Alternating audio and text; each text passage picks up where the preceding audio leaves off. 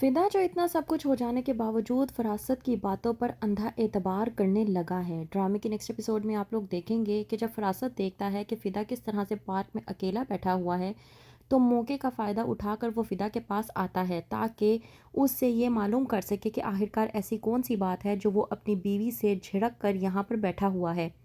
कहता है फिदा फरासत से कि ऐसी कोई बात नहीं है, आप यहाँ से जा सकते हैं। लेकिन फरासत जो कि पीछे ही पड़ जाता है फिदा के, कहता है कि मैं जानना चाहता हूँ कि तुम्हारी और सनम बेटा के दरमियान में ऐसी कौन सी बात हो गई है जो तुम रात के अंधेरे में यहाँ पर आकर बैठे हो, क्योंकि जब से तुम इस मोहल्ले में दाखिल हुए हो तब से मैंने तुम्हें इस तरह से नहीं देखा।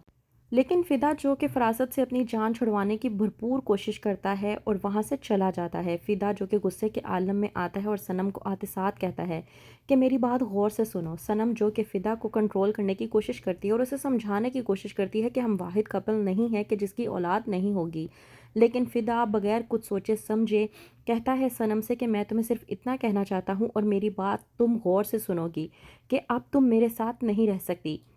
ये कहकर फिदा वहाँ से चला जाता है। सनम जो कि फिदा की बात को समझ नहीं पाती और कहती है कि तुम आखिरकार क्या कहना चाह रहे हो, ये किस तरह की बहस तुम मेरे साथ कर रहे हो, तुम अपनी ज़िंदगी का इतना बड़ा फैसला अकेले नहीं कर सकते। वहीं पर दूसरी तरफ मोहल्ले के कुछ लड़के हफ्सा को बदनाम करने के लिए एक कागज़ पर हफ्सा लव हमाद लिख कर उसके दरवाजे के बाहर लिख देते हैं ताकि उसे बदनाम कर सकें। हफ्सा जो कि इन बातों से अनजान है और रुबीना हफ्सा को पूरी तरह से बदनाम कर चुकी है मोहल्ले में ईमान के कहने पर। ईमान जो कि हमाद को पसंद करती है और उससे शादी करना चाहती है, लेकिन वो ये नहीं बर्दाश्त कर रही कि उसकी वालदा शमा उसे अपनाने को तैयार नहीं है, इसलिए ये बिलावजह हफ्सा को बीच में लाकर उसे बदनाम करने की कोशिश कर रही है। हफ्सा जो बेचारी इस बात से अनजान थी कि वो फिरासत के खिलाफ अगर कोई बात करेगी तो उसकी बेटी ईमान और उसकी बीवी रुबीना इस तरह से पूरे मोहल्ले में उसको जलील ख्वार करके रख देंगे। हफ्सा जिसे लग रहा है कि ज़मीन उस पर तंग हो चुकी है और अब वो इस दुनिया में रहना ही नहीं चाहती। वहीं पर दूसरी तरफ फरासत जब सुनता है फिदा और सनम की आवाज़ें, तो जासूसी करने की खातिर वो अपने घर से बाहर आ जाता है ताकि वो आवाज़ों से ही आखिरकार अंदाज़ा लगा सके कि फ़िदा और सनम के दरमियान में लड़ाई कौन सी हुई है। फ़रासत को इस तरह से देख कर रुबीना पूछती है कि फ़रासत साहब आखिरकार ऐसी कौन सी बात है जो आपको बेचैनी लगाए हुए है। कहता है फ़रासत के सनम और फ़िदा के दरमियान में कोई ऐसी लड़ाई हुई है जिसकी वजह से दोनों एक दूसरे से बात तक करना पसंद नहीं कर रहे, यहाँ तक कि उनके घर से बहुत ज़्यादा चीहो पुकार की आवाज़ें आ रही हैं।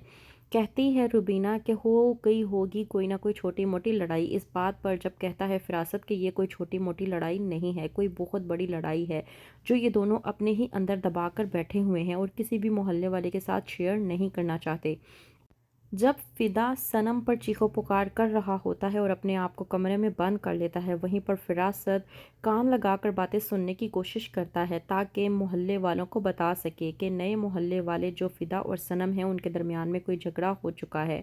फिरासत जो कि छोटी सी बात को बड़ा बनाकर पूरे मोहल्ले में फैला के लिए बहुत मशहूर माना जाता है। वहीं पर फ़िदा जब कह रहा होता है सनम को कि तुम चली जाओ मेरी ज़िंदगी से, मुझे कोई हक़ नहीं बनता कि मैं तुम्हारी ज़िंदगी की सबसे बड़ी खुशी तुमसे छीन लूँ। सनम फ़िदा को समझाने की कोशिश करती है और कहती है कि मुझे नहीं औलाद चाहिए, मुझे नहीं बच्चे चाहिए, तुम मेरी बात क्यों नहीं समझते? मैं अपनी ज़िंदगी तुम्हारे साथ गुज़ारना चाहती हूँ। लेकिन फ़िदा सनम की एक नहीं सुनता और कहता है कि मैंने फ़ैसला कर लिया है कि तुम मेरे साथ नहीं रह सकती। सनम जो कि फ़िदा के साथ झिड़कती है और कहती है कि तुम अपनी ज़िंदगी का इतना बड़ा फ़ैसला मेरे बगैर नहीं कर सकते, क्योंकि मैं तुम्हारी बीवी हूँ।